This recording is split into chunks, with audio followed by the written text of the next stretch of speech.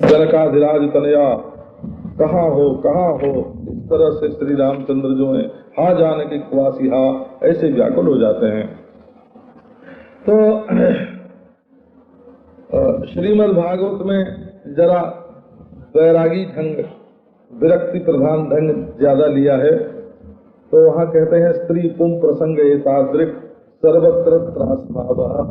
ये महाराज संसार में स्त्री पुरुष की जो प्रीति है, आसक्ति है, वो कैसी होती है।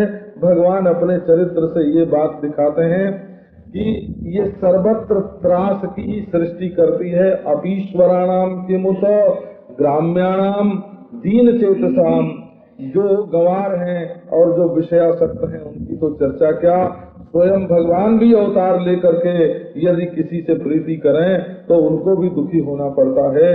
ये बात भगवान श्री रामचंद्र जी ने अपने चरित्र से प्रकट की।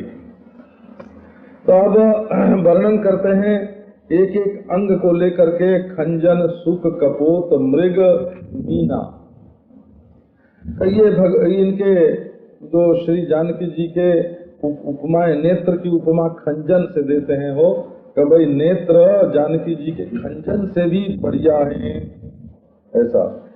और मृग और खंजन से, मृग से, मीन से नेत्र की उपमा देते हैं।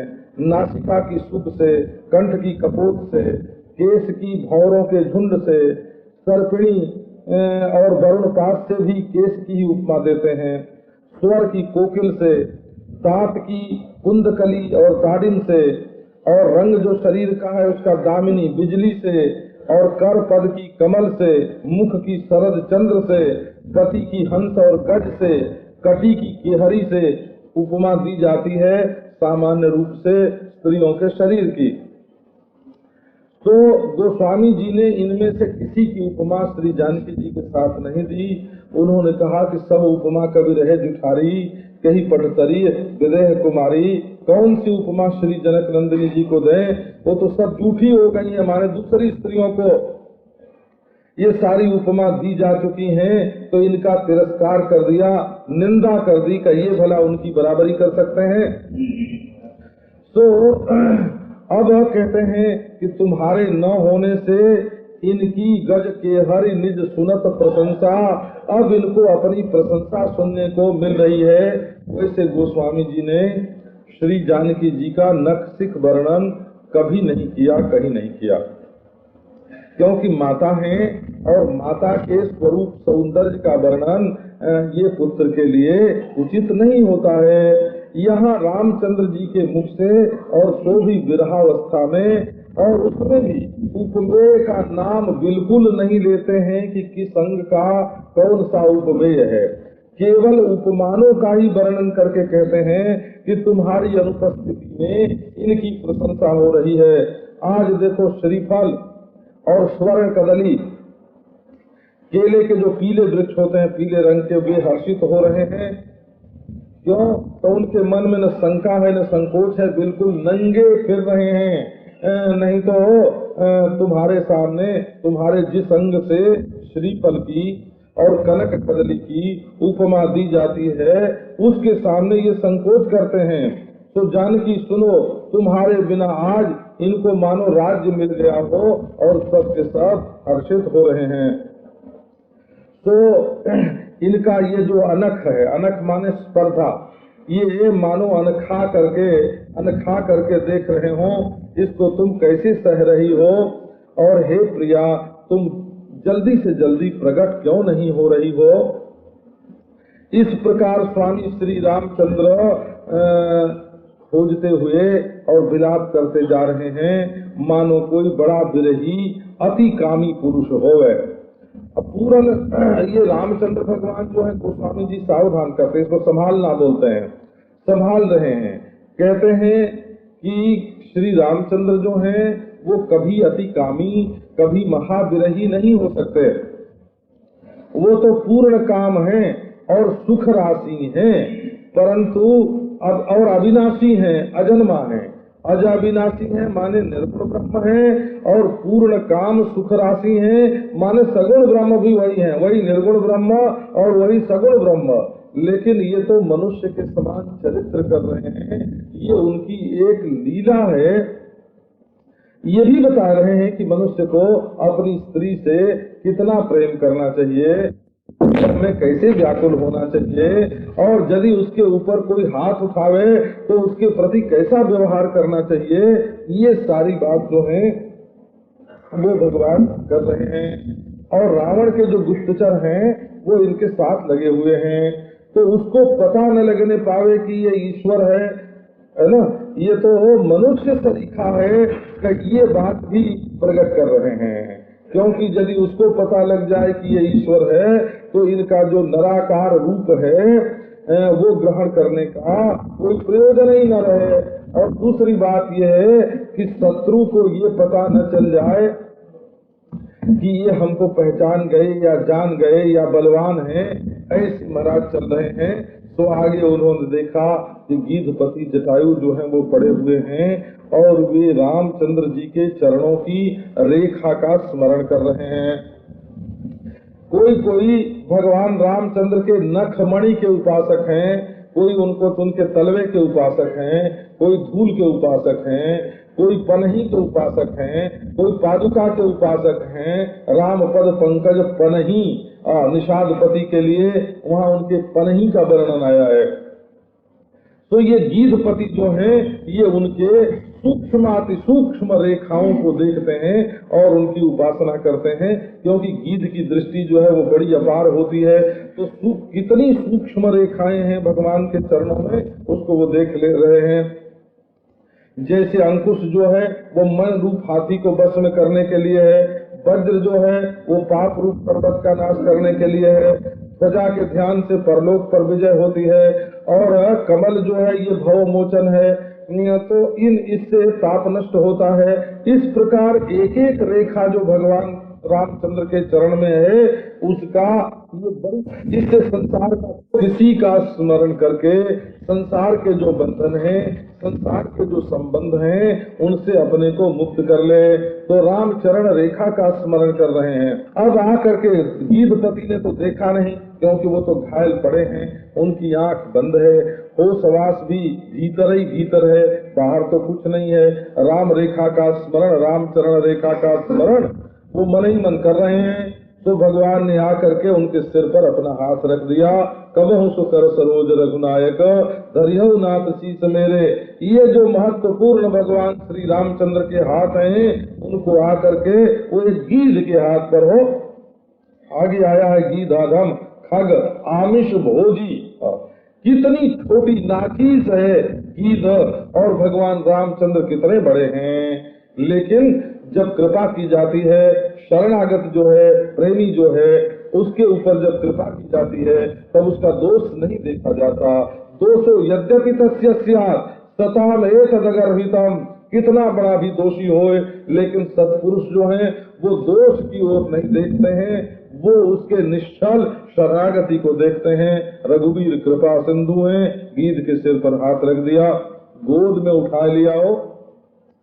अब जटायु की आंख खुली, उन्होंने छविधाम श्री रामचंद्र का मुख दिखाया। वो तो चरणों की रेखा का ध्यान करते थे और भगवान ने अपने शोभा धाम मुखारविंद का दर्शन कराया और सारी पीड़ा मिट गई। अब धैर्य तब कह गीध बचन धरि धीरा सुनहु राम भंजन भव वीरा। नाथ दशानन यह गति कीनी कहीं खल जनक सुता हरि लीनी। ले दक्षिण दिशि गयौ गोसाई बिलपति अति कुलरी की नाई। दरस लाग चलन चहत यद कृपा निधाना। राम कहा तनु राता मुख मुस्काई कही ते बाता। जाकर नाम मरत मुख आवा अगमो तो कन गोचर आगे। राखों देह नाथ के लागे जल भरी नयन कहनी रघुराई। तात कर्म निज तय गति पाई परहित बस जिनके मन माही। दिन कहूँ जग दुर्लभ कछु नाही तनु तजि तात जाहु मम धामा। कामा सीता हरण तात जनी कहे दुखा तन जाए, जो मैं रामत कुल सहित कहीं दसानन सियावर रामचंद्र की जय। अब ये गीधराज जो हैं वो धैर्य धारण करके श्री रामचंद्र से वचन कहते हैं कि हे राम, आप तो भव भीर को, संसार का जो जन्म मरण का जो दुख है उसको मिटाने वाले हो। भव भीर माने जन्म मरण का जो दुख है, जन्म मृत्यु का दुख। तो हे नाथ, ये गति हमारी दशानन ने की है, जिसके 10 मुंह हैं, 10 इंद्रियां जिसके मुंह हैं, ऐसा जो ये मोहांधकार रूप रावण है, तो उसने ये गति हमारी की है और उसी दुष्ट ने जनक सुता का हरण कर लिया है। देखो यही ये बात मालूम हो गई तुरंत श्री रामचंद्र को। यद्यपि रावण ने बड़ा उपाय किया था कि रामचंद्र को मालूम ही न पड़े कि हरण किसने किया है, वेश भी बदला, बिना सारथी के भी आया, मारीच को भी मरवा दिया। ये भी उसकी एक चाल थी कि मारीच भी न जिंदा रहे, वो भी सोचता था कि मारीच मर जाए, जिससे कोई बताने वाला न रहे। सारी युक्ति उसने की, पर यही रामचंद्र को मालूम पड़ गया। परंतु रामचंद्र ने ऐसा बनाव रखा इसके बारे में कि ये किसी को पता ही न चले कि रामचंद्र को मालूम है कि रावण ले गया। और जा करके सुग्रीव से मैत्री की और सारे बंदरों की सेना बुलवाई और खुजवाने के बहाने सब बंदरों को सब जगह भेज करके और भी सेना बढ़ा ली और संगठित कर ली।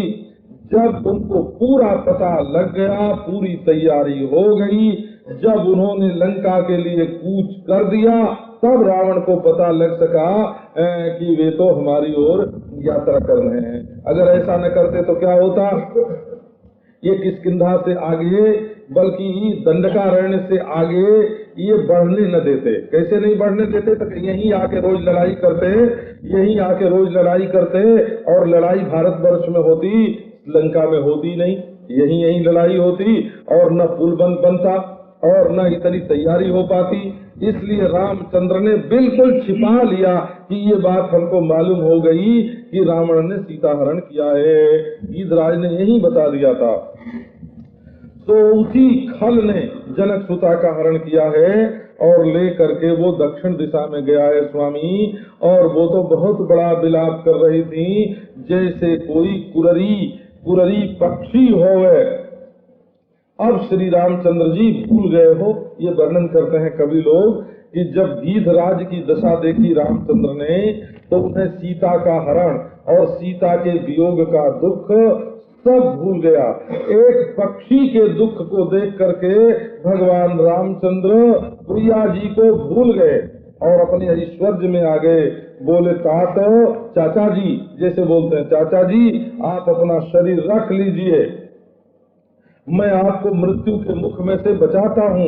अब ये सुन करके तो मुस्कुरा पड़ा, गीध के मुस्कुराहट आ गई और उसने कहा कि जिसका नाम मरते समय मुख में आ जाए तो अधम से अधम भी मुक्त हो जाता है।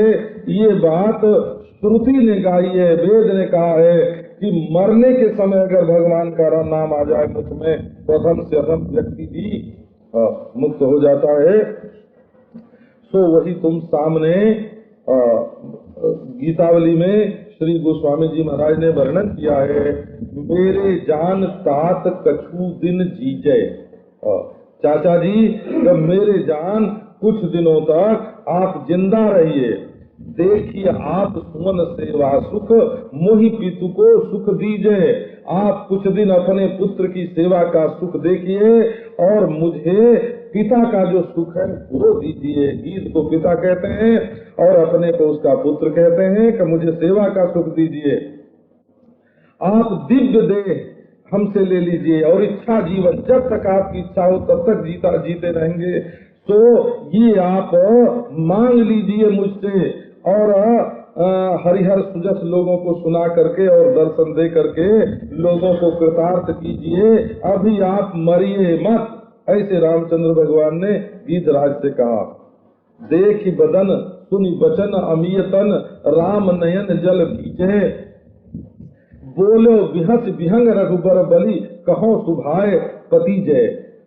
देखी बदन सुनि बचन अमीय तन राम नयन जल भीजे। अब गीधराज का मुख देख करके और उसकी बात सुन करके अब रामचंद्र ये गीधराज देखते हैं रामचंद्र को, उनके वचनामृत का श्रवण करते हैं और रामचंद्र के जो आंसू गिरते हैं उनसे गीधराज का शरीर भीगता जा रहा है। देखी बदन सुनि बचन अमीय तन राम नयन जल भीजे। रामचंद्र के नेत्र से जो आंसू गिरते हैं उससे गीध का शरीर भीग रहा है। बोलो बिहस विहंग रघुबर बलि कहो सुभाओ पति जय। वो हंस करके बोला कि रघुबर मैं निछावर जाऊं, मेरे स्वभाव पर आप विश्वास कीजिए। मेरे मरिते सम न चारि फल हो ही तो क्यों न कहीजे।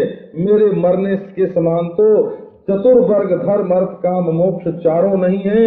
तुलसी प्रभु दियो उतरु मौ नहीं, परी मानो प्रेम सही जय। भगवान कुछ बोले नहीं। उसने कहा कि यदि हमारे मरने के समान चार फल हो तो आप बताइए मुझे। और रामचंद्र तो चुप हो गए, मानो गीधराज की प्रेम वाणी पर उन्होंने अपनी सही कर दी कि गीधराज तुम जो कहते हो सो सही है। तो सो मम लोचन गोचर आगे राखऊं देह नाथ के ही खांगे। तो वही प्रभु की मरने के समय जिनका नाम आ जाए मुख में तो अधम से अधम भी मुक्त हो जाता है, वो मेरे सामने लोचन गोचर हो रहा है, दर्शन दे रहा है। अब मैं कौन सी ऐसी कमी है जिसके कारण इस समय शरीर को रख लूं स्वामी। अब तो रामचंद्र की आंखों में आंसू हैं और वो कहते हैं कि तात तुम्हें अपने शुभ कर्म से बड़ी श्रेष्ठ गति की प्राप्ति हुई। ये श्रेष्ठ गति दी रामचंद्र ने, लेकिन कहते ये नहीं कहते हैं कि हमने तुमको ये सदगति दी। कहते ये हैं कि तुम्हें अपने कर्मों के फल स्वरूप इस गति की प्राप्ति हुई है। परहित बस जिनके मन माही तिल कहाँ जगत दुर्लभ कछु नाही।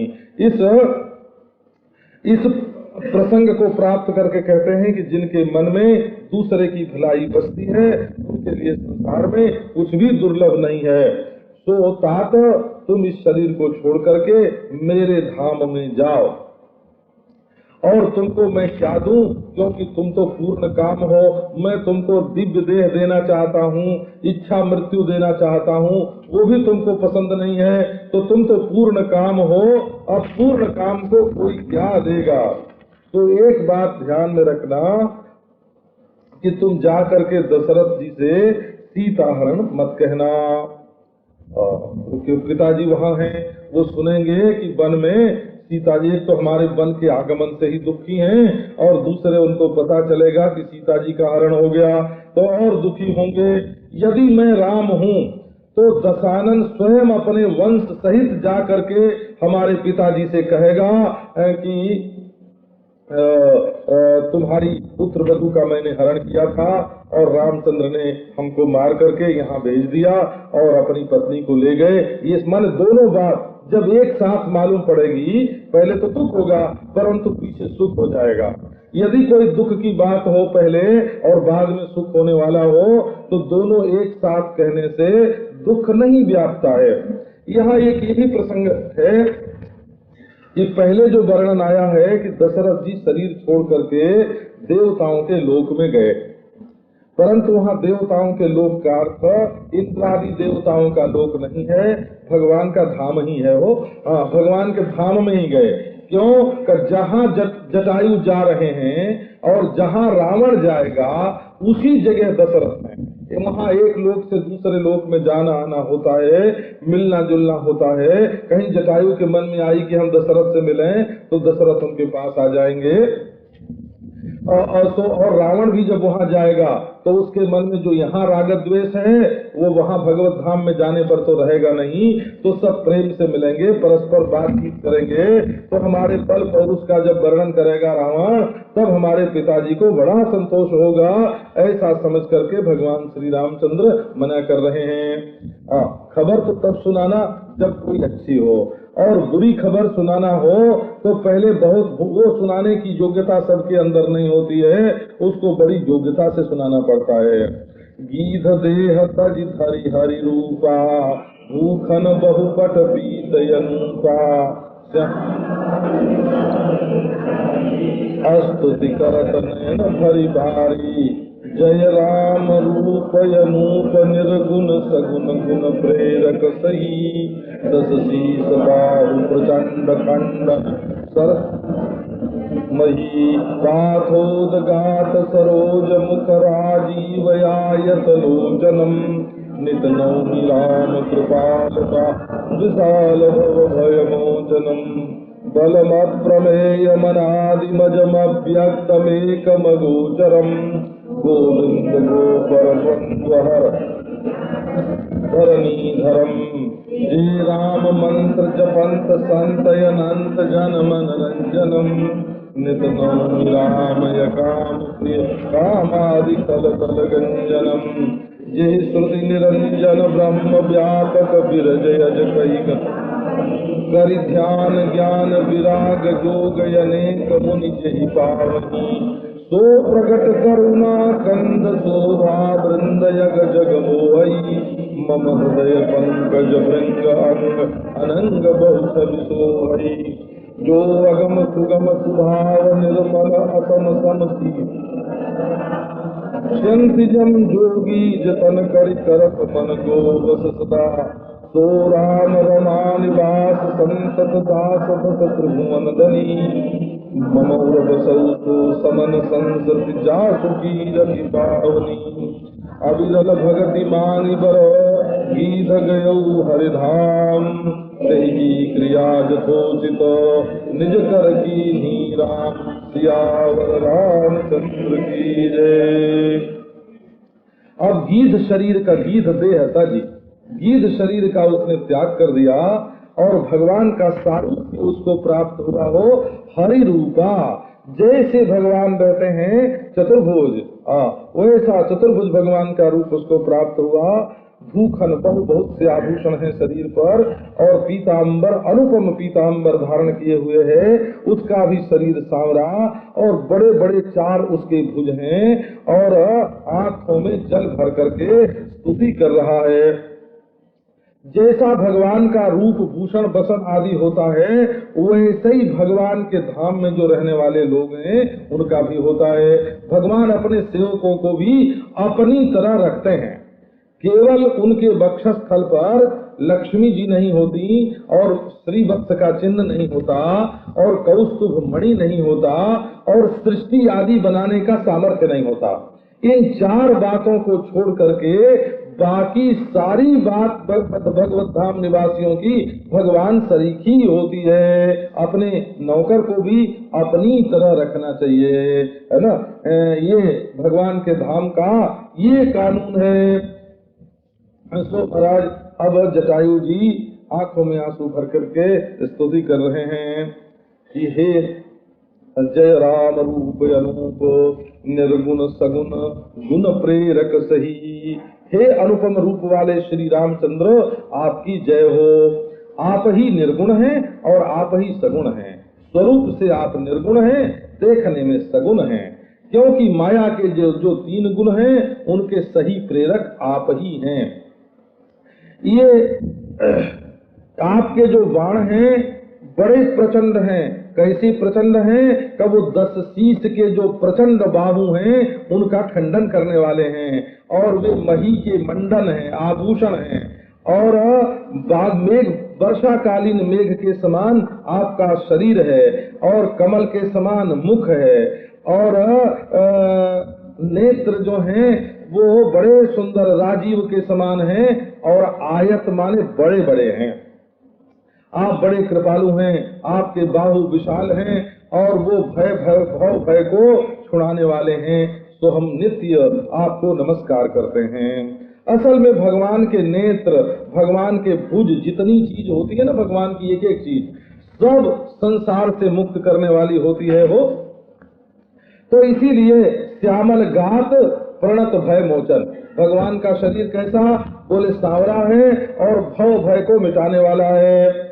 और देखी बदन पंकज भवमोचन, उनके मुख कमल भी भवमोचन हैं। और राजीव विलोचन भवभय मोचन, उनके नेत्र कैसे हैं कि वो भी भवभय मोचन हैं। और सुमिरत श्री रघुवीर की बाहें, होत सुगम भव उदधि अगम अति, को लांघत को उतरत थाहें।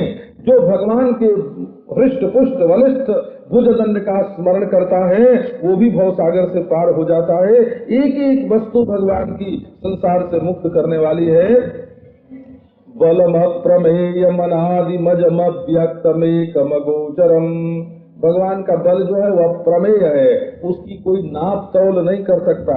अनादि है, अजन्मा है, अव्यक्त है, एक है, अगोचर है, गोविंद है माने संपूर्ण श्रुतियों के प्रतिपाद्य है, गोपर इंद्रियों से परे हैं और सुख दुखादि द्वंद्वों को मिटाने वाले हैं, विज्ञान घन है और धरणीधर हैं, सबके अधिष्ठान हैं। धरणीधर, जो राम मंत्र का जप करते हैं, जो संत राम मंत्र का जप करते हैं, वो राम मंत्र कैसा है कि अनंत है, जन मन रंजन है। ऐसा जो संत लोग इन्हीं का जप करते हैं, इन्हीं के मंत्र का जप करते हैं। और ये राम जो है वो अकाम के प्रिय हैं और कामादि खल दल के गंजन हैं। ऐसे रामचंद्र को हम नमस्कार करते हैं। ये सब ये जो छंद हैं ये संस्कृत भाषा में नहीं है, ये सब हिंदी भाषा में ही है। वो देखने में ऐसा इनका रूप ऐसा मालूम पड़ता है मानो ये संस्कृत में लिखे गए हों। श्रुतियां जो हैं जिनको निरंजन ब्रह्म व्यापक विरज अज कह करके गान करती हैं, और अनेक जो मुनि हैं वो जिनका ध्यान करके ज्ञान विराग जोग करके जिन्हें प्राप्त करते हैं, वो करुणाकंद स्वयं भगवान प्रकट हो गए हैं और अपनी शोभा वृंद से अग जग चराचर को मोहित कर रहे हैं।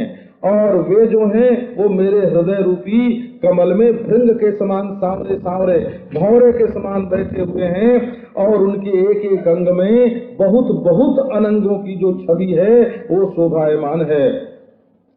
वो अगम है अभक्तों के लिए और सुगम है भक्तों के लिए, स्वभाव से ही निर्मल हैं और उनके समान कोई नहीं है, असम है और सम शीतल सदा, और सबके प्रति सम है और सदा शीतल हैं। बड़े बड़े जोगी लोग जो हैं वो यत्न करके उनका दर्शन करते हैं और उन्हीं के दर्शन के लिए अपने मन और इंद्रियों को बस में करते हैं। वो रमा निवास राम जो हैं वो हमेशा दासों के बस में रहते हैं, यद्यपि वो स्वयं त्रिभुवन धनी हैं।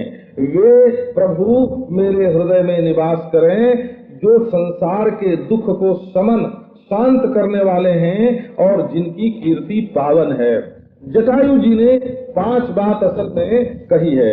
एक तो भगवान का सगुण रूप, और एक भगवान का निर्गुण रूप, और एक उनका राम मंत्र और एक अवतार और एक भक्त पराधीनता।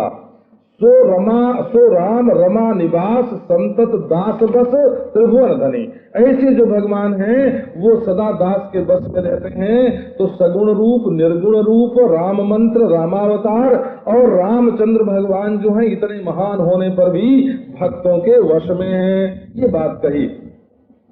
तो इस प्रकार गीध ने स्तुति की और भगवान से वर में अविरल भक्ति मांगी, जिसमें दूसरी चीज बीच में न आवे, भगवान ही भगवान, विरल न होने पावे, बीच में कोई घटपट आदि दूसरे पदार्थ न आने पावे, निरंतर भगवान की भक्ति बनी रहे, ऐसा वर मांग करके गीध भगवान के धाम में गया। अब इसके बाद कहते हैं कि देखो ना, ये भगवान जो ऐसे प्रभु सेवक बस नहीं, भगत हेतु लीला तनुगाही, जग पावन कीरति बिस्तरी हैं, गाई गाई भव निधि नरतरी हैं। ऐसे प्रभु जो हैं वो महाराज जैसे बेटा अपने बाप की अंत्येष्टि क्रिया करता है, वैसे भगवान ने गीध की अंत्येष्टि क्रिया यथोचित जैसा उसके लिए उचित है वैसा किया। देखो असल में गीध के लिए अंत्येष्टि क्रिया की कोई जरूरत नहीं, क्योंकि शास्त्र के जो विधान होते हैं श्राद्ध के अंत्येष्टि क्रिया के, वो मनुष्य के लिए होते हैं, वो दूसरी जाति के लिए नहीं होते हैं, है ना। पशु पक्षी की अंत्येष्टि क्रिया करने का शास्त्र में बिल्कुल विधान नहीं है। तो फिर भगवान श्री रामचंद्र जी ने ये क्यों किया? बोले वो निज कर की नहीं राम, वो ऐसे राजकुमार होने के कारण भी इनको करने का विधान नहीं है। जो राजा होता है, राजकुमार होता है, उसको सूतक पातक भी नहीं लगता और उसको अपने हाथ से श्राद्ध करने की भी जरूरत नहीं रहती है। और जो राज्याभिषिक्त है उसको तो नितांत सूतक पातक नहीं लगता है, क्योंकि वो तो राज्य का प्रतिनिधि है। लेकिन श्री रामचंद्र जी ने कहा कि भले जटायु की दृष्टि से श्राद्ध करना उचित न हो, लेकिन मैंने तो इनको अपना पिता माना ना, तो मैं पुत्र हो गया, मैं मनुष्य हूँ, तो मेरा ये कर्तव्य है कि मैं इनका श्राद्ध करूं। उनके लिए श्राद्ध की जरूरत है कि नहीं, ये जो सेवा की जाती है, प्रेम किया जाता है, वो ये देख के नहीं किया जाता कि उनको जरूरत है कि नहीं, ये देख के किया जाता है कि हमको जरूरत है कि नहीं। तो श्री रामचंद्र भगवान ने यथोचित उनकी अंत्येष्टि क्रिया की और अपने हाथों से उनका दाह संस्कार किया हो। कोमल चितयति दीन दयाला, कारण बिन रघुनाथ कृपाला, गीधय धम खगया भोगी, गति दीन्ही जो जाचत जोगी, ते लोग अभागी, हरि तजी होई विषय अनुरागी, पुनि सीत ही खोजत दुखाई, चले विकप घन कानन, बहु खग मृगतः गज पंचानन, आवत पंथक बंध निपाता, तहि सब कही साप कह बाता, दुर्वासा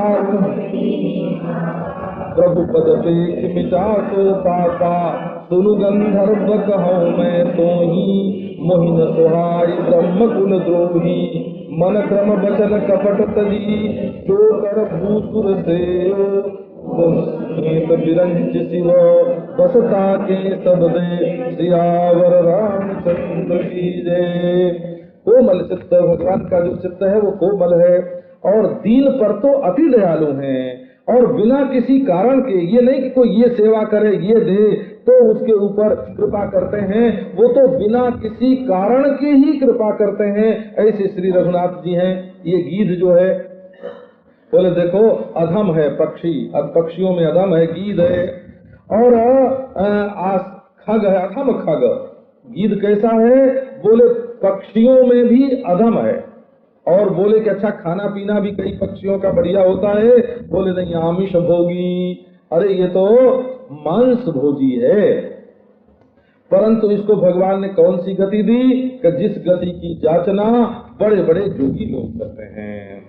तो शंकर जी महाराज ये स्मरण करके कि इतने कृपालु भगवान जो आमिष भोगी को और खग अधम को, गीध को वो गति लुटाते फिरते हैं, देते फिरते हैं, जो मुनि लोग, जोगी लोग बड़े बड़े यत्न करके चाहते हैं और मिलती नहीं है। सुन राम का जो भजन न करे, सुनहु माते लोग अभागी, सती वे लोग अभागी हैं। इस समय ये कहने की जरूरत थी। इसी ही मौके पर जब श्री रामचंद्र व्याकुल होकर के ढूंढ रहे थे सीता जी को, तभी तो सती जी आई थी सीता का वेश बना करके। बोले वे लोग अभागे हैं जो भगवान को छोड़ करके विषय के अनुरागी हो जाते हैं। नरतन पाई विषय मन देही, पलटी सुधाते सठ विषले ही। जो विषय से प्रेम करते हैं और भगवान से प्रेम नहीं करते, वही असल में अभागे हैं। अब तो लता बिटप संकुल, लता संकुल और बिटपों से बड़े घने वृक्षों वाला वो घना कानन है, जंगल है, और वहाँ बहुत से पशु पक्षी, मृग और हाथी और सिंह तक रहते हैं। सोचो भगवान आगे चले। अब महाराज एक बार चले तो रास्ते में कबंध मिला तो बचा दिया उसका रास्ता। बोले काहे को छेड़छाड़ करना, इस समय विरह में व्याकुल है, तो इस समय किसी से मारपीट क्यों करना। तो महाराज दूसरा रास्ता बदला तो फिर उस रास्ते में वो आ गया, फिर तीसरा बदला तो तीसरे में आ गया। जहाँ जहाँ आवत पंथ, जिस पंथ से चले उसी में आ मरता है वो, उसी में आ गिरता है। ये कबंध है जो, ये एक गंधर्व था पहले, और ये महात्माओं को डराने के लिए बड़ा विकट रूप धारण किया करता था। तो दुर्वासा जी को एक दिन डरवाया, तो दुर्वासा जी ने इसको साफ दे दिया कि जा जैसा रूप तूने धारण किया है वैसा ही हो जा। फिर देवासुर संग्राम में इंद्र ने इसको वज्र मारा, और वज्र से भी मरा नहीं, क्योंकि महात्मा का जो साप होता है वो वज्र से भी भयंकर होता है। तो इसका जो सिर है वो पेट में चला गया। अब तो मरा नहीं। फिर इसकी दशा देख करके इंद्र को दया आई, तो उन्होंने पूछा तो क्या चाहता है? तब बोले कि हम ये चाहते हैं कि हमारे भोजन की व्यवस्था करो। अब हम खाएंगे कैसे, मुंह तो ही नहीं है। तो इंद्र ने कहा अच्छा जा, तेरा हाथ बड़ा लंबा हो जाएगा, जहाँ तक जाएगा वहां तक फैल जाएगा, और जो हाथ के बीच में आवे उसको पकड़ लेना, और खाना तुम्हारा पेट से ही हुआ करेगा। केवल धड़ ही धड़ थी उसको, कबंध माने धड़ होता है, संस्कृत भाषा में कबंध माने धड़ होता है। तो अब रामचंद्र भगवान जो हैं वो ब्राह्मण के साथ से छुड़ा सकते हैं। तो उन्होंने दोनों भाइयों ने दोनों हाथ उसके काट दिए, और बाद में वो उसको मुक्त हुआ। तब उसने सांप की बात बताई कि दुर्वासा ने मुझे सांप दिया था, आपके दर्शन से वो पाप मिट गया। भगवान ने कहा कि गंधर्व सुनो, मैं तुमको एक बात बताता हूँ। ये देखो, ये लीला भी बड़ी विलक्षण हुई। ये देवताओं ने ही प्रेरणा करके कबंध को बीच में डाल दिया। ये सेवा की देवताओं ने का ये भला एक दुश्मन को रास्ते में आगे डाल देना, ये कौन सी सेवा? का सेवा ये थी कि सीता जी के विरह में रामचंद्र व्याकुल हो गए थे। अब एक जब असुर आया और उसको मारने का काम आया ना, तो विरह जो है, विरह का जो दुख है वो कम हो गया। अब तो वीरता करके उसको मारना पड़ा, और जब वो गंधर्व के रूप में प्रकट हुआ, उसका उद्धार हुआ, तो अपना ऐश्वर्य जागृत हो गया, है ना, विरह का दुख भूल गया, ईश्वरता प्रकट हो गई। तो देवताओं ने ये सेवा की कि कबंध को रास्ते में डाल दिया। मोहिन सुहाई ब्रह्म कुल द्रोही, भगवान ने कहा कि ब्राह्मणों से जो द्रोह करता है वो मुझे अच्छा नहीं लगता। जो मन से, कर्म से, वचन से कपट छोड़ करके ब्राह्मणों की सेवा करता है, वो मेरे साथ विरंची और शंकर और सब देवता उसके वश में होते हैं। सातत ताड़त परुष कहंता, विप्र पूज्य असगाम ही संता, पूज्य विप्रशील गुणहीना, शूद्रन गुणगण ज्ञान प्रवीणा, कहीं निज धर्म ताहि समझावा, निज पद प्रीति देखी मन भावा, रघुपति चरण कमल सिर नाई, गयो गगन आपनि गति पाई, ताहि देई गति राम उदारा, सबरी के आश्रम पगुधारा, सबरी देख राम गृह आए, मुनि के वचन समुझ जिय भाए, सरसिज लोचन जटा मुकुट सिर उर्बन माला, श्याम गौर सुंदर दो भाई, सबरी परी चरण लपटाई, प्रेम मगन मुख वचन नयावा, पुनि पुनि पद सरोज सिर नावा, सादर जल ले चरण पखारे, पुनि सुंदर आसन बैठारे, कंद मूल फल सुरस यति, प्रिय राम कल्याणी, प्रेम सहित प्रभु खाए, बारंबार बखानी, सियावर रामचंद्र की जय। रामचंद्र ने कहा कि भले ब्राह्मण गाली दे रहा हो, मार रहा हो, कटुवाणी बोल रहा हो, फिर भी संत लोग ऐसा कहते हैं कि ब्राह्मण का सत्कार ही करना चाहिए। भले ब्राह्मण में शील और गुण न हो, तब भी उसकी पूजा करनी चाहिए। और शूद्र की पूजा कब करें? शूद्र न गुणगण ज्ञान प्रवीणा।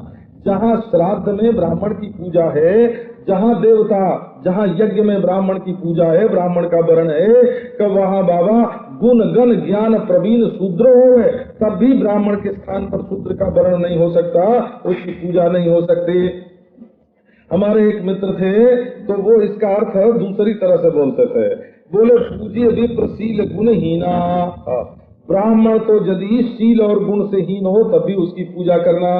बोले बाबा शूद्र की भी कभी पूजा करना कि नहीं का करना?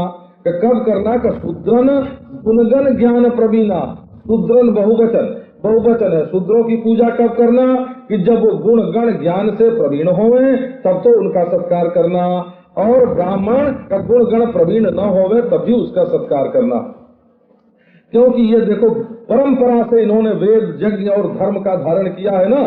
तो जैसे किसी का पूर्वज कोई बहादुरी का काम करे और उसको कोई जागीर दी जाए, है ना, तो एक राजा ने तो जागीर दी कि भाई इस सेनापति ने बड़ा बहादुरी का काम किया, हम इसको जागीर देते हैं, अब उसका बेटा हो तो वो जागीर छीन ले।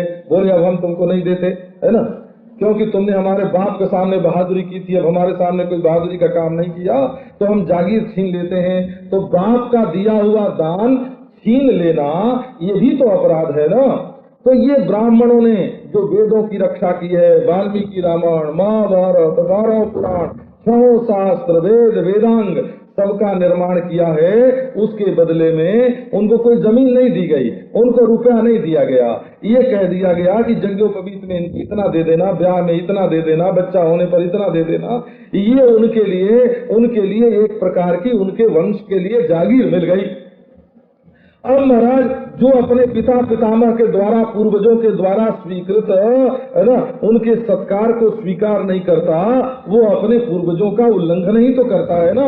तो इस तरह से कहते हैं भगवान ने अपना धर्म, बोले हम क्यों ब्राह्मणों का सत्कार करते हैं, ये बात उसको समझाया। प्रभु ब्राह्मण देव है, प्रभु ब्राह्मण देव में जाना, मोहिनित पिता तजे भगवाना का इस प्रकार वर्णन आता है। हो तो अब कबंध की अपने चरणों में प्रीति देख करके भगवान ने उसको बहुत पसंद किया।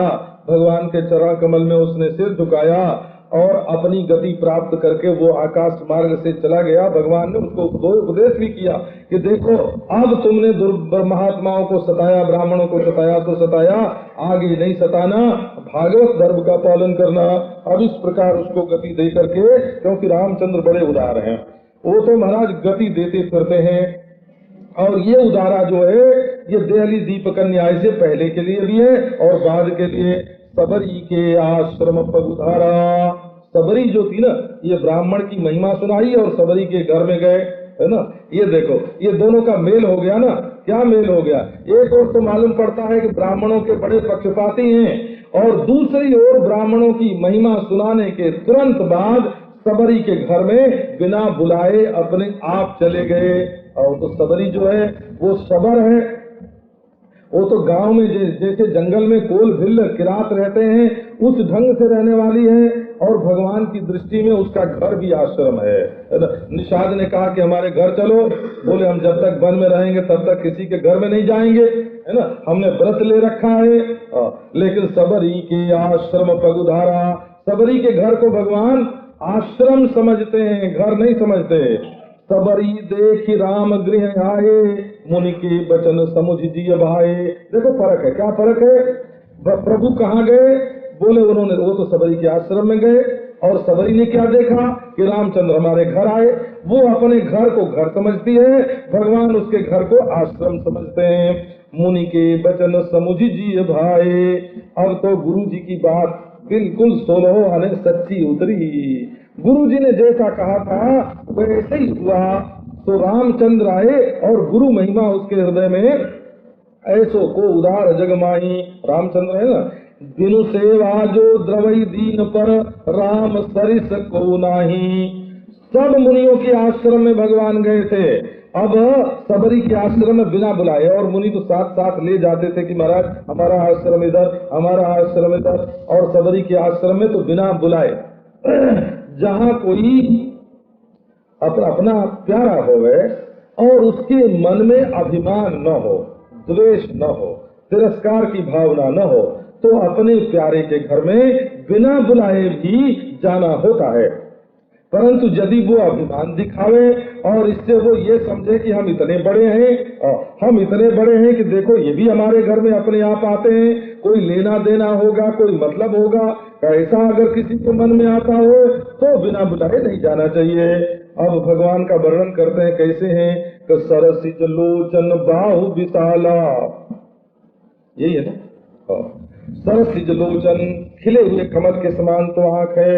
अब वो शोक वाला रूप कहाँ गया।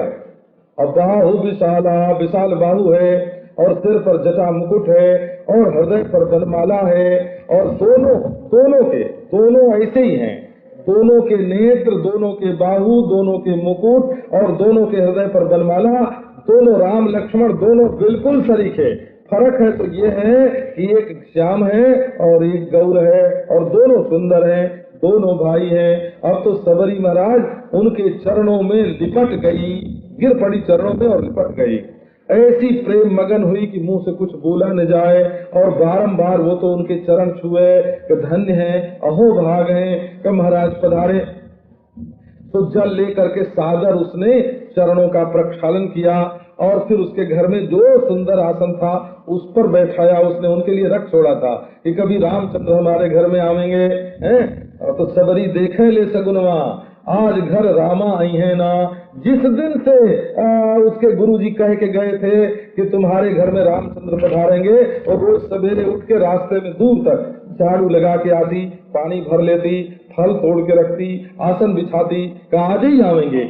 ऐसा उसने बरसों किया हो कि जब गुरुजी ने कहा है तो बिना बुलाए हमारे घर में भगवान आवेंगे, अब बुलाने के लिए जाने की जरूरत नहीं है।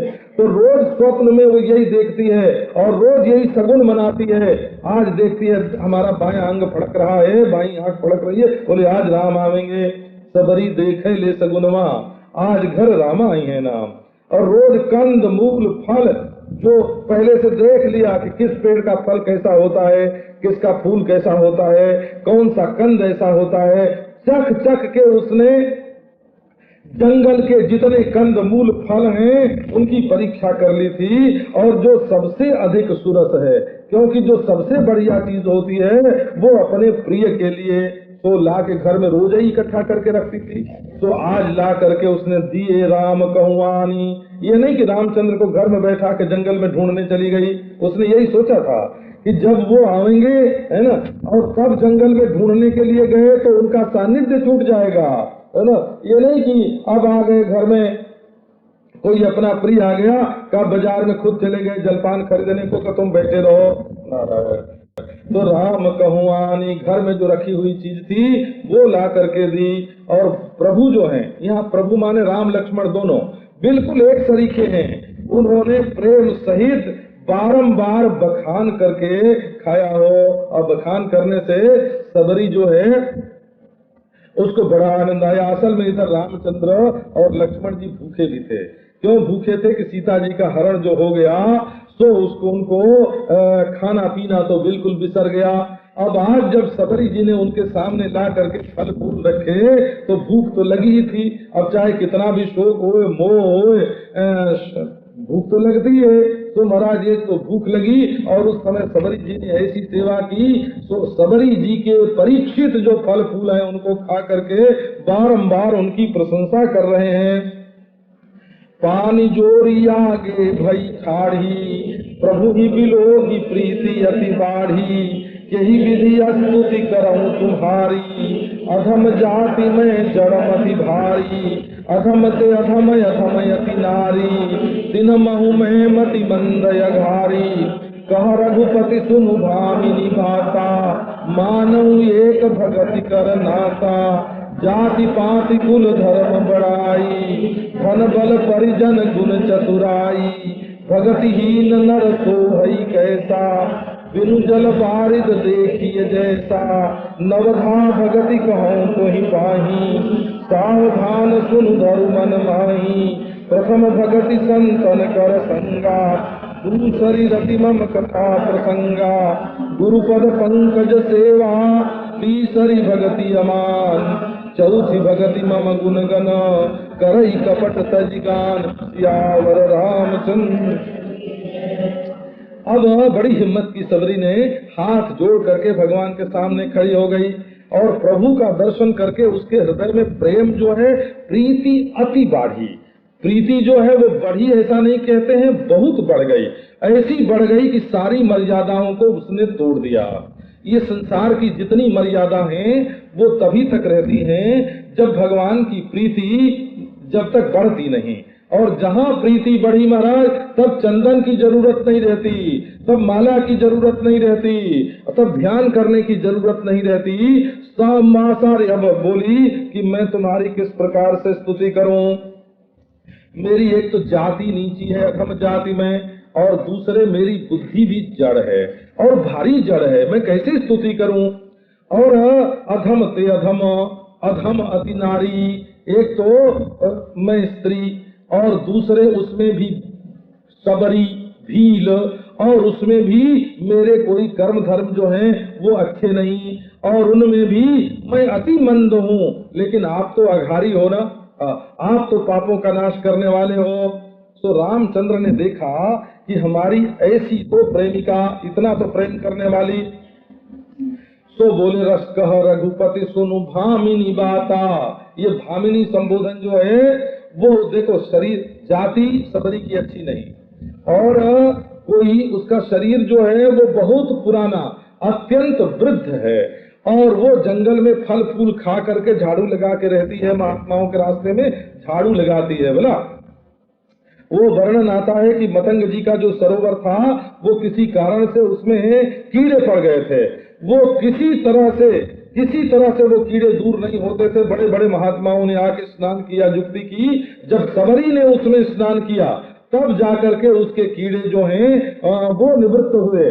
तो रामचंद्र ने कहा हमारी ऐसी तो भक्ति, और ये अपने को अधम अधम अधम हमारे सामने कह रही है कि ये ठीक नहीं, कोई हमारा नाम ले, हमारा दर्शन करे, हमारी भक्ति करे, और फिर भी वो अधम ही बना रहे, तो ये ठीक नहीं है। तो बोले भामिनी, भामिनी माने सुंदरी, सबरी सचमुच तुम परम सुंदरी हो, मेरी बात सुनो, मैं और कोई नाता नहीं मानता कि कोई स्त्री है कि पुरुष है कि किस संप्रदाय का है, मैं एक भक्ति का संबंध मानता हूँ। जो हमारा भगत है वो हमारा संबंधी है, वो हमारा रिश्तेदार है, प्रेम का संबंध मानते हैं। जाति पाति कुल धर्म बड़ाई धन बल परिजन गुण चतुराई ये सब होवे, लेकिन अगर भक्ति न होवे तो उस मनुष्य की क्या दशा है। कब बोले कि जैसे बादल तो बहुत होए लेकिन उसमें पानी न होए, तो बादल किस काम का, वो तो धुआं हो गया। इसी प्रकार मनुष्य में यदि भक्ति न होए तो सब गुण कैसे धुआं के समान।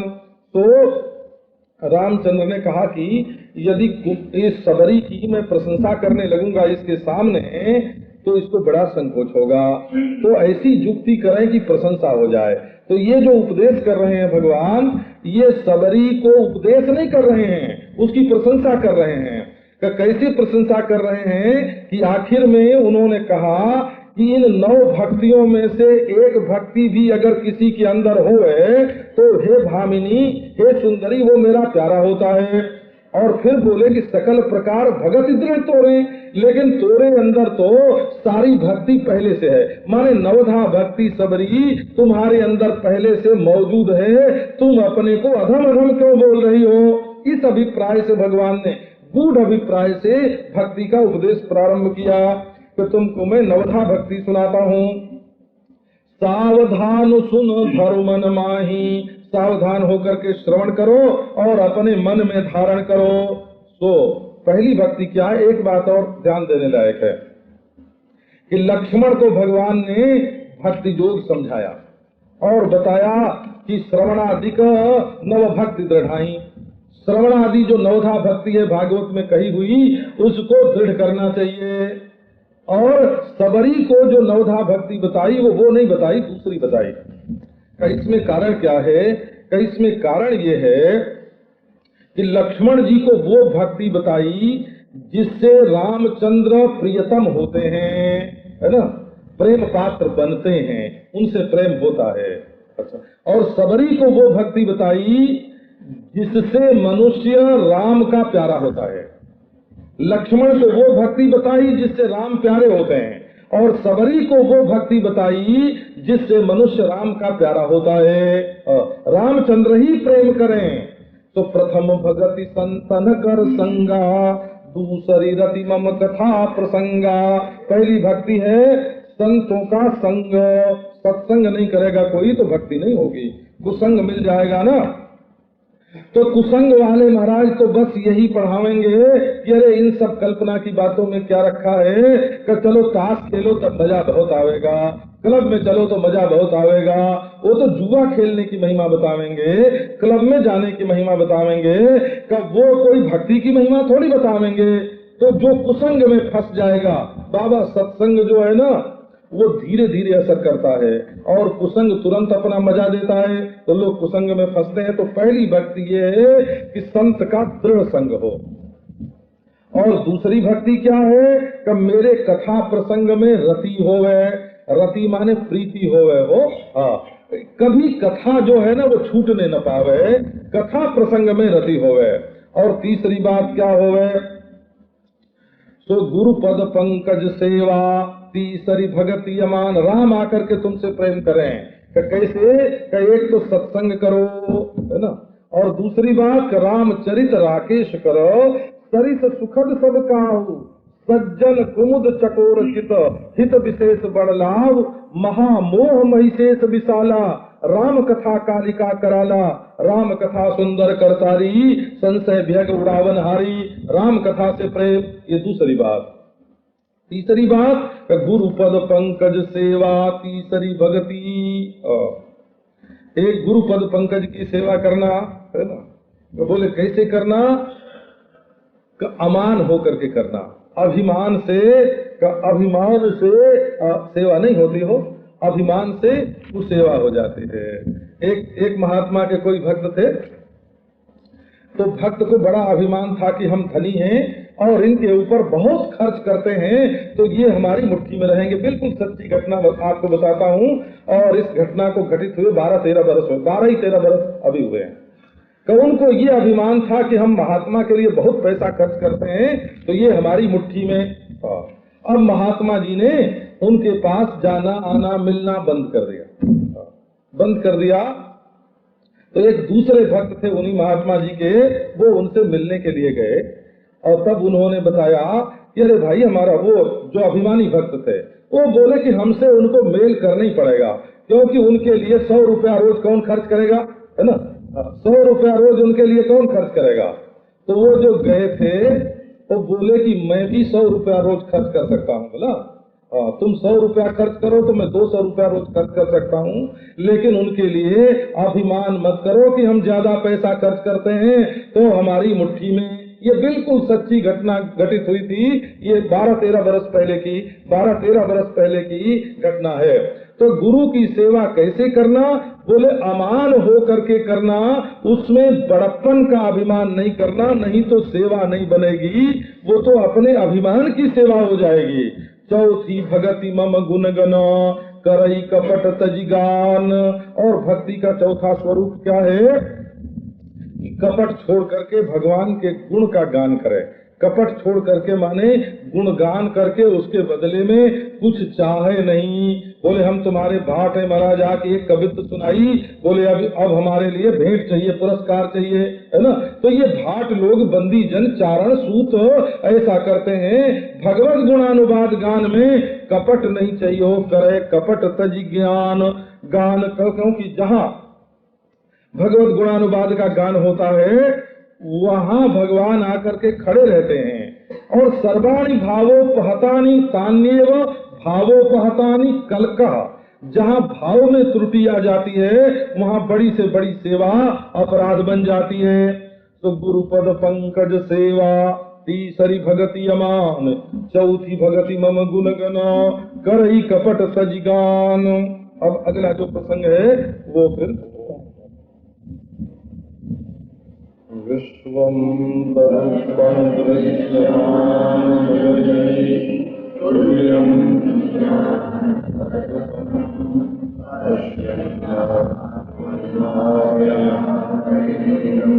भूतं यथा निन्द्रया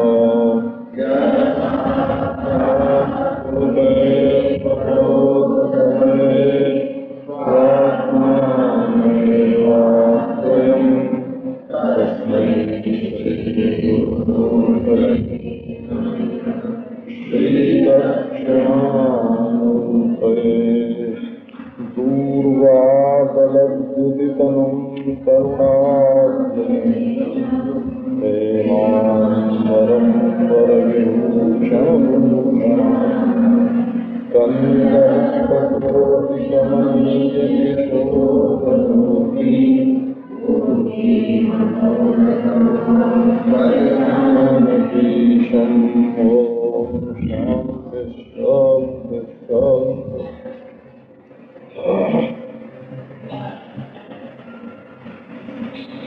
मंत्र जाप मम दृढ़ विश्वासा, जन भजन सुवेद छठ तमशील विरति बहु कर्मा निरत निरंतर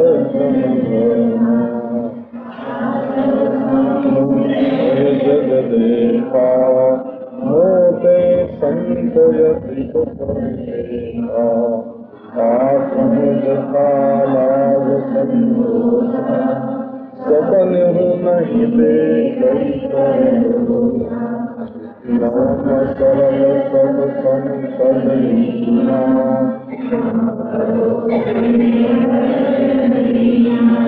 नव मह एक होई नारी पुरुष सचराचर अतिशय प्रिय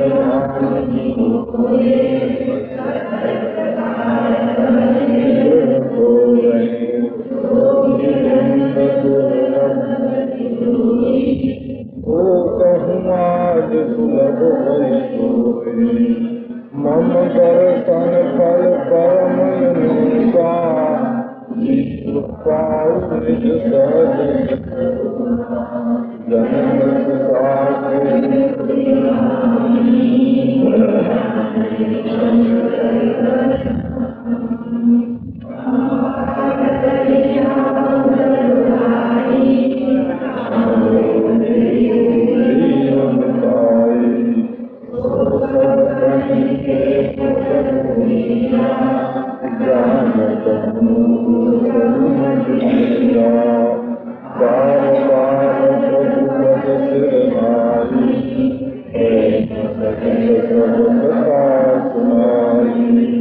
कही कथा सकल बिलो की हरि मुख पद पंकज धरे सदयोग पावक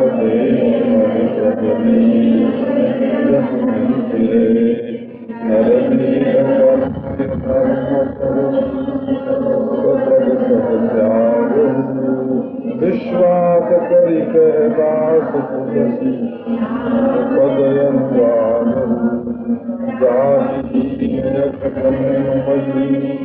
मुक्त की नारी महानंद मन चलती ऐसे भगवान चंद्र की है।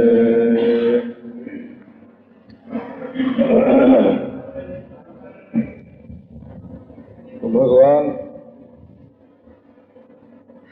श्री रामचंद्र सीधे सीधे तो सबरी की प्रशंसा नहीं करते हैं, क्योंकि अपने सेवक अपने भक्त की प्रशंसा उसके मुंह पर करना कुछ अच्छा नहीं माना जाता। लेकिन सबरी उनके मुंह पर ही तो कह रही है कि अधम ते अधम अधम पुण्य नारी, मैं अधमाधम हूँ। तो भगवान का नाम तो ले, भक्ति करे, रूप का दर्शन करे, भगवान मिले और वो कहे अधम ते अधम, तो उसकी प्रशंसा तो करनी पड़ेगी कि नहीं तुम ऐसी नहीं हो। तो इसके लिए भगवान ने ये युक्ति निकाली कि सुनो सबरी, मैं तुमको उपदेश करता हूँ। अब बैठ गई, कहा महाराज उपदेश करो। तो बोले देख, पहली भक्ति ये है कि सत्संग करना चाहिए। भगवान कहते हैं कि कोई सत्संग करे तो मेरी भक्ति हो गई। फिर बोले दूसरी भक्ति ये है कि मेरी कथा में रति हो। इसका अर्थ है कि जैसे स्त्री पुरुष परस्पर आपस में प्रेम करते हैं, वैसा प्रेम भगवान की कथा में हो। तीसरी बात ये बताई कि गुरु के चरण कमल की सेवा हो। और सेवा तो बाबा जो अमान हो सो न करे। मानी पुरुष जो है वो किसी की सेवा नहीं कर सकता। वो तो दूसरे की सेवा करके अपना अभिमान बढ़ाता है कि मैंने ये सेवा की, मैंने ये सेवा की। तो ये दोहे में जो बात कही गई है, इसको नीचे का ऊपर और ऊपर का नीचे मिलाकर दोनों को साथ साथ जोड़ना चाहिए। कैसे? तो गुरुपद पंकज सेवा तीसरी भक्ति अमान। तो मान छोड़कर और कपट छोड़ करके गुरुपद पंकज की सेवा करना, और मान छोड़ करके और कपट छोड़ करके चौथी भक्ति भगवान का गुणगान करना। ये अमान को नीचे ले लो और कपट तजी को जोड़ दो साथ, और कपट तजी को ऊपर ले लो और अमान के साथ जोड़ दो। माने मान और छल ये भक्ति में नहीं चल सकता। और तो भगवान ने साफ कह दिया कि मोहि कपट छल छिद्र न भावा। छिद्र माने काम क्रोध लोभ बुराइयां जो है ना, उन्हीं को छिद्र बोलते हैं। वो जो दुख सही पर छिद्र दुरावा। और कपड़ा क्या करता है, रुई से बना कपड़ा क्या करता है कि खुद दुख सहता है और शरीर में जो छिद्र हैं उनको ढक देता है, पर छिद्र दुरावा। तो सत्संग क्या करता है ना, कि पर छिद्र को वो ढक देता है। और भगवान कहते हैं कि वो जो सत्संग में जो चीज ढकी जाती है ना, वो जिसमें है वो हमको पसंद नहीं। तो मोहि कपट छल छिद्र न भावा, तो कपट तजिगान करे। अब पांचवी भक्ति बताते हैं कि मंत्र जाप मम दृढ़ विश्वासा, भगवान के मंत्र का जप करे। मंत्र किसको कहते हैं कि मननात् त्रायते इति, जो मनन करने से त्राण करे उसका नाम होता है मंत्र। तो मंत्र का जप करे। मंत्र किसको कहते हैं कि जिससे मन अंतर्मुख हो गए उसका नाम मंत्र। मन अंतर मंत्र मंत्र किसको कहते हैं, जिससे मन अंतर्मुख हो गए। लेकिन इसमें ये जरूरी है कि विश्वास दृढ़ हो। कौन्यू सिद्धि की बिनु विश्वासा, यदि विश्वास नहीं हो तो किसी सिद्धि की प्राप्ति नहीं होती। तो दृढ़ विश्वास चाहिए। बोले किसी भी कारण से कोई कहे कि इस मंत्र से बढ़िया ये मंत्र है, इस देवता से बढ़िया ये देवता है, इस गुरु से बढ़िया ये गुरु है, फिर भी अपने विश्वास में हलन चलन नहीं होनी चाहिए, दृढ़ता बनी रहे। इसको वेद ने पंचम भजन के रूप में प्रकाशित किया है। क्योंकि जप जो करते हैं ना, आप लोग शायद शांति पाठ बोलते होंगे कभी कभी, रोज तो नहीं बोलते हैं। बांग में मनसी प्रतिष्ठिता मनो में वाचित प्रतिष्ठितम आविरावीर्म एधि, हमारी वाणी मन में प्रतिष्ठित है और मन वाणी में प्रतिष्ठित है। माने मन और वाणी जब दोनों एक हो जाते हैं तब मंत्र का जप होता है। मन में कुछ रहे और वाणी में कुछ रहे तो जप बढ़िया नहीं होता। जप बढ़िया तब होता है जब मन और वाणी दोनों एक हो जाते हैं। तब ये कहने का अधिकार होता है आविरावीर्म एधि, आओ आओ मेरे सामने प्रकट हो जाओ, क्योंकि अब मेरी जबान और मेरे मन दोनों एक हो गए हैं। इसी को वेद की रीति से पंचम भजन बोलते हैं। छठा भजन क्या है, बोले दमशील विरति बहुकर्मा। दम हो गए माने इंद्रियां अपने बस में हो गए, और शील हो गए माने दूसरे को हानि न पहुंचावे, और बहुत कर्मों से वैराग्य हो गए। अर्थ धर्म काम की प्राप्ति के लिए जो संसार के बहुत कर्म हैं उनमें हाथ न डाले, और संतों के जो धर्म हैं उनमें निरंतर निरत रहे। संतों का धर्म अभी आगे आने वाला है, जो रामचंद्र भगवान नारद जी को उपदेश करेंगे। सातम मोहि सातम सम मोहिमय जग देखा। सातवीं भक्ति है जगत में सर्वत्र भगवान को ही समभाव से देखे। चींटी छोटी है और हाथी बड़ा है, लेकिन भगवान दोनों में बराबर है। चींटी और हाथी के छोटेपन और बड़ेपन का कोई असर परमात्मा पर नहीं पड़ता है। इसलिए सारे जगत में परमात्मा का दर्शन करे। और मोते संत अधिक करी लेखा, संत को भगवान कहते हैं कि मुझसे भी बड़ा करके माने। मद भक्त पूजा व्यधिका। श्रीमद् भागवत में आया है कि भगवान कहते हैं कि जितनी पूजा मेरी करे उससे ज्यादा पूजा संत की करे, मद भक्त पूजा व्यधिका। और ये क्यों बाबा? बोले देखो, हमारी जब कोई पूजा करता है तो उस पूजा को स्वीकार करने में हमको संकोच होता है ना। लेकिन जब हमारे भक्त, तो उसको स्वीकार करने में हमको संकोच नहीं होता है। हम अपने भक्त की पूजा से संतुष्ट होते हैं। बात यह है कि भगवान रहते तो सबके हृदय में हैं, लेकिन कहीं प्रकट रहते हैं और कहीं गुप्त रहते हैं। तो जिसके हृदय में वासनाएं बहुत रहती हैं, उसके हृदय में रहने पर भी भगवान छिपे रहते हैं, और जिसके हृदय में वासनाएं कम होती हैं, उसके हृदय में रह करके भगवान प्रकट रहते हैं, क्योंकि वहां कोई ढकने वाली चीज नहीं है। तो इसलिए बताया कि भगवान तो सब जगह बराबर हैं। देखो, आंख में भी ज्ञान है और पांव के नाखून में भी ज्ञान है, लेकिन आंख से रूप का दर्शन होता है और पांव के नाखून से रूप का दर्शन नहीं होता। इसका कारण ये है कि आंख जो है वो बहुत सूक्ष्म है और पांव जो है वो बहुत स्थूल है। शीशा भी पत्थर है और माटी है, शीशा भी माटी है और कोयला भी माटी है, लेकिन शीशे में अपना प्रतिबिंब दिखता है और कोयले में अपना प्रतिबिंब नहीं दिखता। तो संत का जो अंतःकरण है वो परमात्मा के प्रकट होने और स्पष्ट दिखने की जगह है। इसलिए मोते संत अधिक करी देखा। भगवान कहते हैं कि मुझसे भी बड़ा संत को देखे। आठम जथा लाभ संतोषा, सपने हूँ नहीं देखई पर दोषा। आठवीं भक्ति ये है, देखो अब ये मैं इसमें माला फेरने वाली भक्ति को पांचवी भक्ति बताई हो, चौथी भक्ति गुण कीर्तन, तीसरी भक्ति गुरु सेवा, सातवीं भक्ति में माला फेरने का नाम नहीं है। सब जगह भगवान का दर्शन करे और संत की सेवा ज्यादा करे।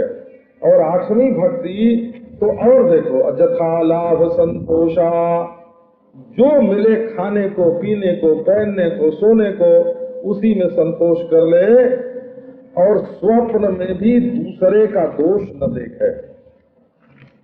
क्योंकि ये जो दूसरे के दोष का दर्शन है ना, नारायण, अनजान में ही जब कोई दोष हम दूसरे में देखते हैं तब वो अपने में आने लगता है। दोष का स्वभाव ही ये है कि जो उसकी ओर ज्यादा देखे उसके दिल में वो ज्यादा आता है। तो स्वनेष्यति जब परस्थोपी स्वस्मिन स्वयं धार्यते कथम, जिसको तुम दूसरे के अंदर भी नहीं देखना चाहते हो, उसकी याद कर करके, उसको देख देख करके उसको अपने में क्यों धारण करना चाहते हो? तो सबसे बड़ी बात यह है कि जागृत की तो बात छोड़ो, स्वप्न में भी पराये का दोष न देखे, क्योंकि जो पराये का दोष देखेगा उसके अंतःकरण में वे दोष आएंगे। और जिसको दोष देखने की आदत पड़ जाती है वो बिना हुए भी दूसरे में दोष देखता है। जो दोष दूसरे में नहीं है वो भी उसको दिखने लगता है, क्योंकि उसकी आंख की आदत खराब हो जाती है। तो नवम सरल सब सन छलहीना, मम भरोस ही हर सन दीना। नवी भक्ति क्या है कि सरलता, किसी से भी छल मत करो, कपट मत करो और भगवान का विश्वास रखो, और संसार के विषयों की प्राप्ति होने पर हर्ष नहीं और न मिलने पर दैन्य नहीं। तो अब देखो भगवान ने कहा कि नवमह एक जिनके होई। इन 9 प्रकार की भक्तियों में से जिनके हृदय में एक भी भक्ति रहती है, वो चाहे नारी हो, पुरुष हो, जड़ हो, चेतन हो, सचराचर कोई, किसी के हृदय में भी 9 में से यदि कोई ऐसी भक्ति, कोई 9 में से एक भी होवे, ईश्वर तुष्टि एको की बलि। शार्दूल दर्शन में ये सूत्र आया है कि भगवान की प्रसन्नता के लिए एक प्रकार की भक्ति भी बहुत बड़ी है। एक प्रकार की भक्ति से भी भगवान संतुष्ट हो जाते हैं, और स्त्री पर भी, पुरुष पर भी, जड़ पर भी, चेतन पर भी। अहल्या तो पत्थर हो गई थी, उसके ऊपर भी संतुष्ट हैं। तो वो तो बेचारी भक्ति कर भी नहीं सकती थी, जाके स्वयं उसको पाद सेवन भक्ति, पाद स्पर्श भक्ति स्वयं भगवान ने दे दी, भगवान ने अपने चरण से छू दिया। तो कहते हैं, हे भामिनी, पहले भामिनी से ही शुरू किया था और बीच में भी भामिनी कहा। भामिनी माने सुंदरी। तो अतिशय प्रिय मोरे, तो मोरे अतिशय प्रिय। लक्ष्मण जी को जो भक्ति बताई थी वो ये बताई थी कि जो ये भक्ति करता है उसका मैं प्राण प्रिय हो जाता हूँ, वो मुझसे प्रेम करने लगता है।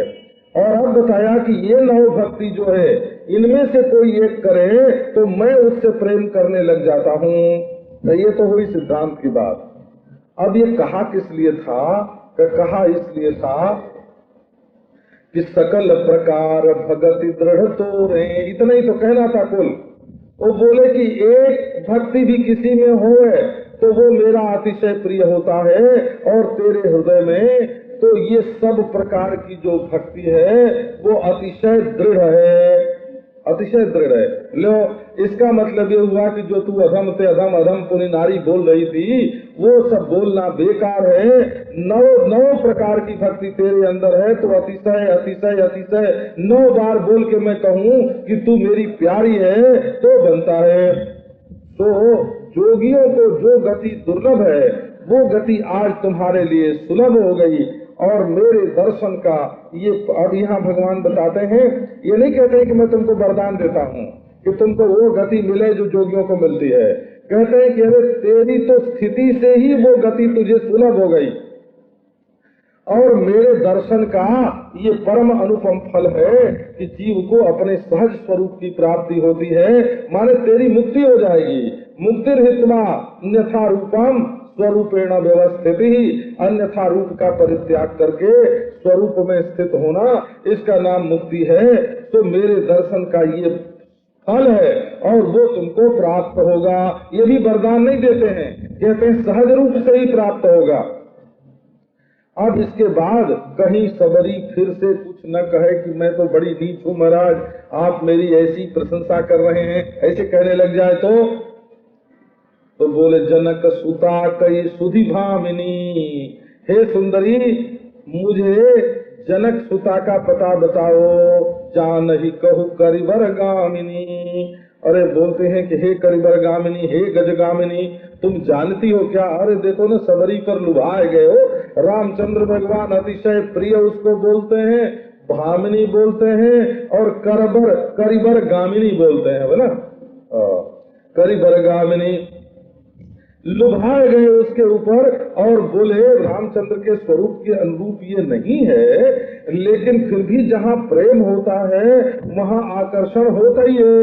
लेकिन बोले कि देखो ना, उसको भी देख करके जनक सुता की याद आती है। उसको भामिनी बोलते हैं, करिवर गामिनी बोलते हैं। इसका मतलब ये है कि उसको देख करके भी सीता जी की याद आ रही है। तो पूछ दिया कि तुमको पता हो तो बताओ। तो वो बोली कि हमारे गुरुजी ने ये तो नहीं कहा था कि रामचंद्र को तुम सीता का पता बताना, है ना। जो गुरुजी ने तो आज्ञा ही नहीं दी थी। तो पंपा सर जाओ, अगर कुछ लेना देना तुमसे है नहीं बाबा, है ना, तुम जाओ और पंपा सरोवर पर जाओ, और वहाँ तुम्हारी सुग्रीव की मैत्री होगी, मैं जोग दृष्टि से देख रही हूँ। अथवा हमारे गुरुजी कहे गए हैं, जैसे याज्ञवल्क्य मुनि ने जनक जी की पत्नी को, महारानी को बता दिया था, वैसे गुरु जी कह गए हैं। तो हे रघुवीर, हे देवा, वो सब तुमसे कहेंगे, और तुम जानबूझ करके भी हमसे पूछ रहे हो। तुम कोई विरही थोड़े ही हो, ये तुम तो बड़े भारी धीर हो, इसलिए ऐसा पूछ रहे हो। अब न कोई वर देना है भगवान को, न कोई वर लेना है सबरी को। ये देने लेने का तो कुछ व्यवहार बाकी नहीं है, सबरी का सब कुछ राम का है और राम का सब कुछ सबरी का है। क्यों? कि स्वरूप है ना, यहाँ तो स्वरूप का साक्षात्कार हो गया, तो दोनों एक हैं। इसलिए बार बार प्रभु पद सिरुनाई, प्रेम सहित सब कथा सुनाई। बार बार भगवान के चरणों में सिर रख करके उसने प्रेम सहित सारी कथा सुनाई। अब सारी कथा सुना करके और भगवान के मुखारविंद देख करके उनके पद पंकज को अपने हृदय में धारण कर लिया और जोगाग्नि में अपने शरीर को छोड़ करके हरि पद में लीन हो गई। वहाँ लीन हुई जहाँ से लौटा नहीं जाता है, जहाँ नहीं फिरे। और सब लोगों को जो गति हुई थी, गीध को तो भगवान का सारूप्य प्राप्त हुआ था, वो भगवान के धाम में गया था, वहाँ जाके दशरथ से मिलेगा और मिलेगा तो शरीरधारी होगा ना, दशरथ से मिलेगा। रावण भी वहीं जाएगा और जा करके मिलेगा, उनको सारूप्य मुक्ति मिली। सरभंग जो है उनको भी सारूप्य मुक्ति मिली। लेकिन ये जो सबरी है इसको तो वो मुक्ति मिली जहाँ नहीं फिरे, जहाँ से लौट करके आना नहीं होता, इसको तो कैवल्य मुक्ति की प्राप्ति हुई। तो हे मनुष्य, तुम विविध प्रकार के जो कर्म हैं, अधर्म जो बहुत प्रकार के हैं और बहुत प्रकार के मत हैं जो शोक देने वाले हैं, उन सब का त्याग कर दो और विश्वास करो। तुलसीदास कहता है कि राम पद में प्रेम करो, रामचंद्र के चरणों में अनुराग करो, ये विश्वास ही सबसे बड़ी वस्तु है और इसी से सब कुछ मिलता है। जातिहीन अघ जन्म मही मुक्त कीनी अस नारी, जाति से हीन है और अघ जन्म की मही है, ऐसी स्त्री को भगवान ने मुक्त कर दिया। और हे महामंद मन, तू ऐसे प्रभु को छोड़ करके मुक्ति चाहता है? माने जो मन ऐसे भगवान से प्रेम नहीं करता वो महामंद है। अब चले राम त्यागा बन सो, अतुलित बल नर के हरि दो, विरही प्रभु करत विषादा, कहत कथा अनेक संवादा। कई शोभा देखत कही कर मन नहीं शोभा, नारी सहित सब खग मृग वृंदा, मानहु मोरी करत हहि निंदा।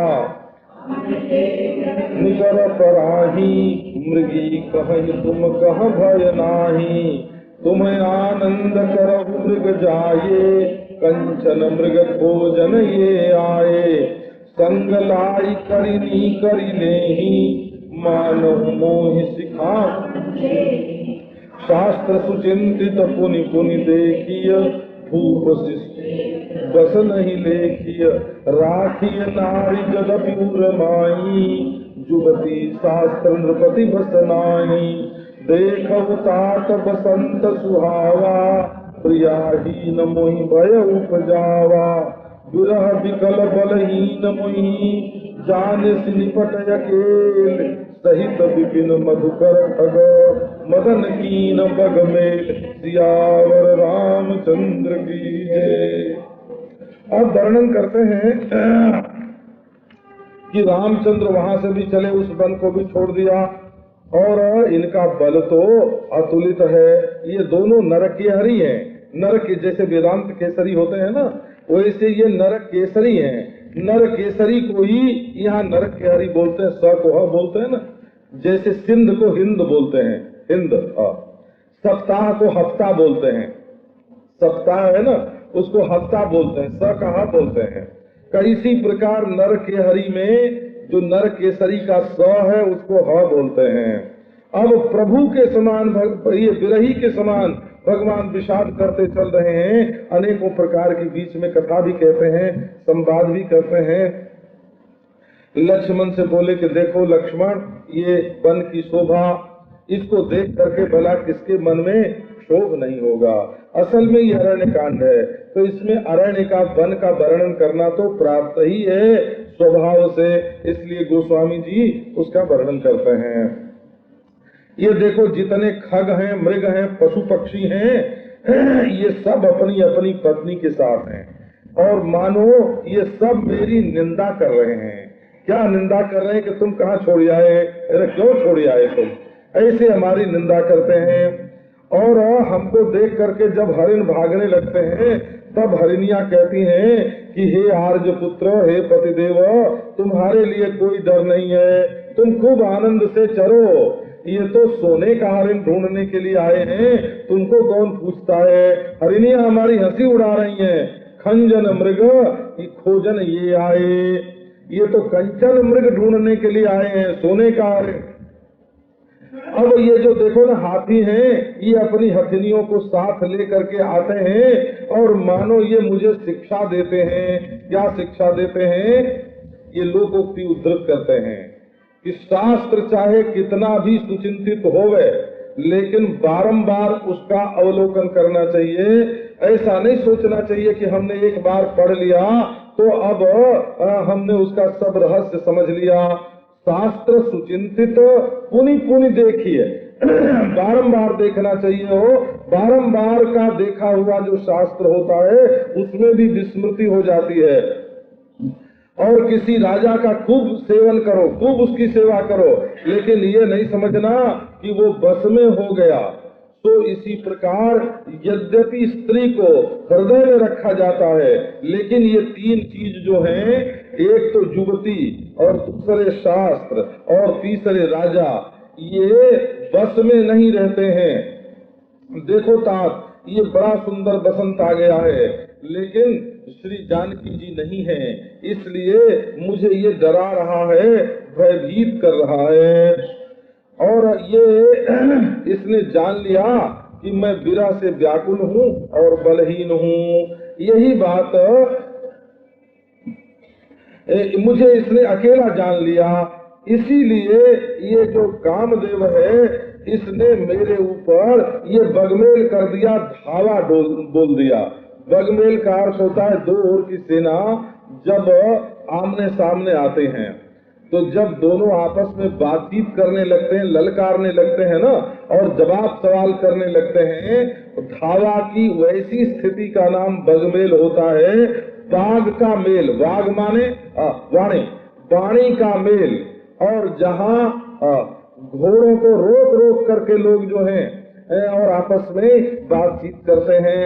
तो देखो ना, सहित विपिन, ये वन की सुंदरता और भौरे और पक्षियों के साथ इनकी सेना लेकर के ये मदन ने हमारे ऊपर मानो धावा बोल दिया। यही बात रावण के दरबार में जा करके किसी ने कही कि विरह विकल बलहीन। रावण से जाके किसी ने कहा कि अब राम जी तुम्हारा क्या बिगाड़ेंगे, वो तो विरह में व्याकुल हो रहे हैं और बलहीन हो रहे हैं। तो रावण ने भी अंगद जी को कहा कि तो प्रभु नारी विरह बलहीना, अरे तेरे प्रभु में क्या सामर्थ्य है, वो तो स्त्री के विरह से बलहीन हो गए हैं। ऐसा देख गयऊ भ्राता सहित तासु दूत सुनि बात, तेरा कीन्ह्यो मनहु तब कटकु हटकी मन जात।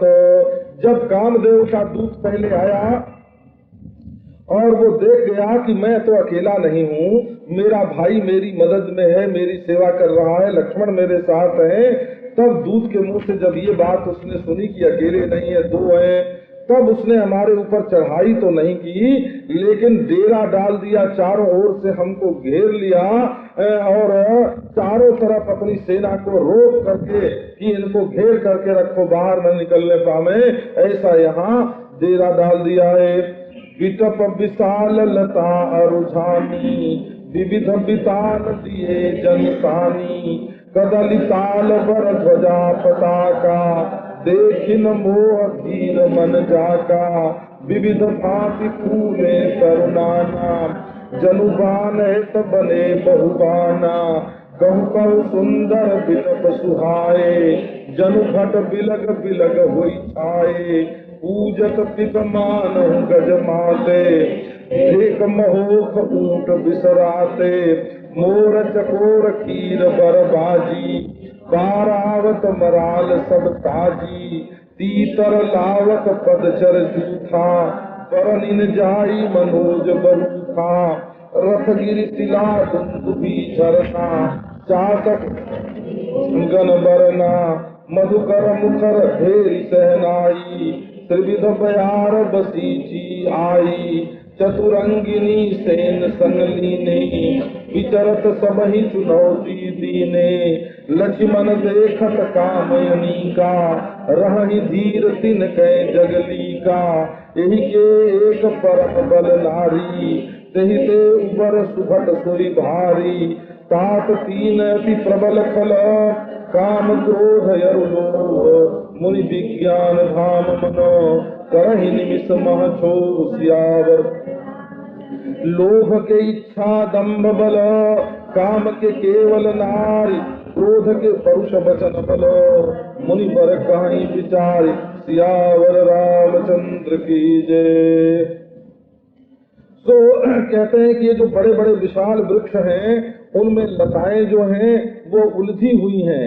ऐसा मालूम होता है कि काम राजा ने अपने बहुत सारे तंबू तान दिए हैं, और कदली और ताल ये बहुत श्रेष्ठ ध्वजा पताका हैं। ताल जरा ऊंचा होता है और केला उससे नीचा होता है, ये ध्वजा पताका है। इसको देख करके जिसके मन में मोह नहीं होता, उसको समझना चाहिए कि उसका मन बड़ा धीर है। और विविध प्रकार से नाना प्रकार के वृक्ष फूले हुए हैं, मानो बहुत प्रकार के बानैत, ये बहुत तरह की वर्दी धारण करके, बहुत बाना पहन करके, बानैत माने बाण चलाने वाले वर्दीधारी सैनिक खड़े हैं। और कहीं कहीं बड़े सुंदर वृक्ष, सुंदर वृक्ष हैं, मानो अलग अलग वृक्ष फट जो हैं, सैनिक जो हैं, वो अलग अलग चारों ओर फैल गए हैं। ये कामदेव की सेना के रूप में वन का वर्णन कर रहे हैं। पूजत पिक मानहु गज माते, ये बोलती तो कोयल हैं, लेकिन मालूम पड़ता है कि मतवाले हाथी जो हैं वो गरज रहे हैं, चिघाड़ रहे हैं। माने विरही पुरुष को कोकिल की आवाज भी हाथी की चिघाड़ मालूम पड़ती है। और ढेक और महोक जो पक्षी हैं, कई ये ऊंट मालूम पड़ते हैं, जैसे ऊंट गड़गड़ा रहे हों। और मोर चकोर कीर जो हैं वो घोड़े की तरह हैं। और पारावत मराल जो हैं ये सब ताजी के समान है। ताजी माने ताजी घोड़ा, घोड़ा की एक जाति होती है ताजी। और तीतर लावत ये पदाती सेना मालूम पड़ती है। इस प्रकार मनोज की जो कामदेव की जो सेना है उसका वर्णन नहीं किया जाता है। ये जो रथ है ये पर्वत की शिला है, और ये जो झरना माने ये जो गिरी शिला है, पहाड़ की जो शिला है, ये मालूम पड़ती है रथ है। और ये जो झरने झर रहे हैं इनकी जो आवाज है मानो नगाड़े बज रहे हैं। और ये जो चातक जो हैं ये जैसे राजा के गुणगण का वर्णन करते हैं, ऐसे मानो कामदेव के गुणगण का वर्णन कर रहे हैं। और ये भौरों की जो गुंजार है वो मानो भेरी और सेनाई बज रही है। और त्रिविध जो शीतल मंद सुगंध वायु चल रही है, ये मानो चिट्ठी आई है, संदेश आया है कि दूत बन करके, बसीठी माने दूत बन करके आई है। और चतुरंगिनी सेना को साथ लिए ये मानो सबको चुनौती देता हुआ ये कामदेव वन में विचरण कर रहा है। माने जिस